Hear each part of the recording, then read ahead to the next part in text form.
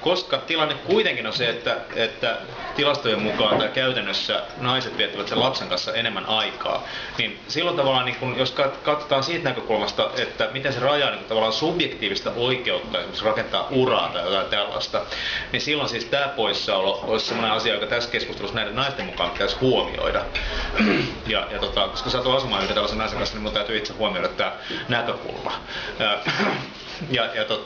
Minusta olisi kiinnostavaa kuulla läsnä olevilta ihmisiltä, mikä olisi niinku reaktio, minkälaisia reaktioita tämä ajatus tuottaa. Ja tässä ei ole niinku se ajatus välttämättä sisällä, että synnyttäminen sinällään olisi niinku naisen kansalaisvelvollisuus. Niinku se on ehkä vähän sellainen kolmannen valtakunnan ajatus. mutta kuitenkin se, että kun ajatellaan sitä, että sitten niin kun, jos lähdetään siitä, että miehet edelleen pystyy tekemään yhteiskunnassa parempaa uraa, ainakin pääsee sinne huippupaikoille, niin onko sillä vaikutusta sitten tähän, mutta Pasi on hyvä.